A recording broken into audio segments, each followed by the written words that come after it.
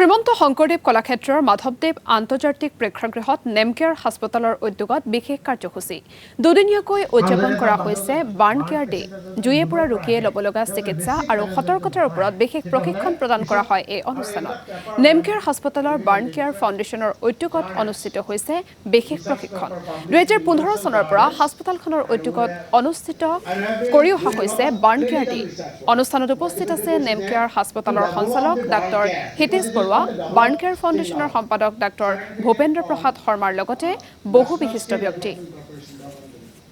Burn care ফাউণ্ডেশ্যনৰ সম্পাদক আৰু এই নেমকেয়াৰ হস্পিটেলৰ বাৰ্ণ ইউনিটৰ মুৰব্বী চিকিৎসক। আমি আজি বাৰ্ণ কেয়াৰ ডে আৰম্ভ কৰিছোঁ। প্ৰতি বছৰে 2015 চনৰ পৰা আমি ফেব্ৰুৱাৰী মাহত বাৰ্ণ কেয়াৰ ডে পাতোঁ।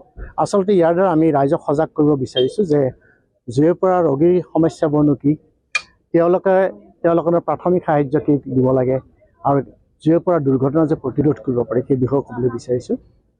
তদুপৰি আমি এইটো কথা বন্ধ কৰিবলৈ কৈছোঁ যে জুইৰ পৰা দুৰ্ঘটনাৰ আজিকালি যথেষ্ট ভাল চিকিৎসা ওলাইছে আৰু আমাৰ বাৰ্ণ ইউনিটৰ যোগেদিও আমি এনেকুৱা ধৰণৰ চিকিৎসাবোৰ দিবলৈ সক্ষম হৈছোঁ, য'ত ৰোগীসকল অকল ঘাঁ শুকুৱাই নহয়, তেওঁলোকে পুনৰ ঘূৰি গৈ সম্পূৰ্ণৰূপে নতুন জীৱন যাপন কৰিব।